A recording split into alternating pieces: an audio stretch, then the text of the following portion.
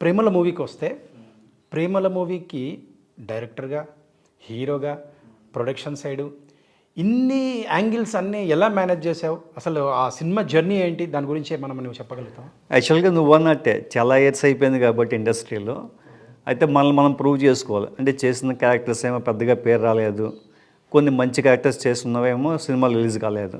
So ఫర్దర్గా ఏం చేయాలన్నప్పుడు మనల్ని మనమే ప్రూవ్ చేసుకోవాలంటే మనమే ఒక స్క్రిప్ట్ రాసుకొని మన మీద, అంటే మన బాడీ లాంగ్వేజ్ తగ్గట్టు ఒక చిన్న బడ్జెట్లో, అంటే అరౌండ్ నా సినిమాకి 1 CR అయింది టోటల్గా విత్ రిలీజ్తో కలిపి. ఓ అప్పుడు ఏంటంటే ఆ స్క్రిప్ట్ రాసుకొని నా బాడీ లాంగ్వేజ్ తగ్గట్టుగా, అంటే నాలో ఉన్న ప్లస్ పాయింట్స్ ఏవైతే ఉన్నాయో వాటిని బేస్ చేసుకొని కథ రాసుకున్నాను. ఆ ఎమోషన్స్ అవి రాసుకొని స్టోరీ చెప్పడం స్టార్ట్ చేశాను.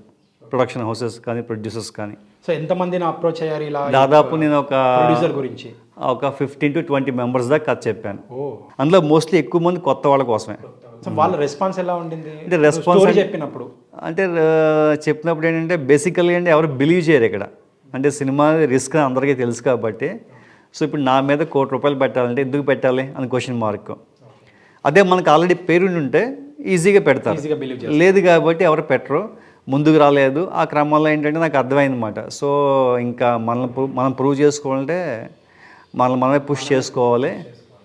అందుకని ఏం చేశానంటే నా దగ్గర ఉన్న సేవింగ్స్, మా అన్నయ్య దగ్గర ఉన్న కొంత సేవింగ్స్, ఫ్రెండ్స్ దగ్గర కొంత అప్పు తీసుకొని అలా చిన్నగా స్టార్ట్ చేశాను అనమాట.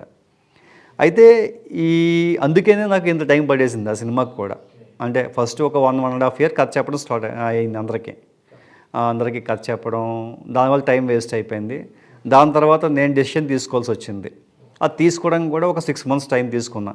ఎందుకంటే సినిమా అంటే రిస్క్ కాబట్టి మనకి వన్స్ ఇక్కడ అమౌంట్ పోతే కనుక మన నెక్స్ట్ ఏంటి, పొజిషన్ ఏంటి, పరిస్థితి ఎట్లా ఉంటుంది, అన్నీ బేరీ వేసుకొని సో కొంత గ్రౌండ్ వర్క్ చేసుకొని అప్పుడు ఆ డెసిషన్ తీసుకున్నాను అనమాట.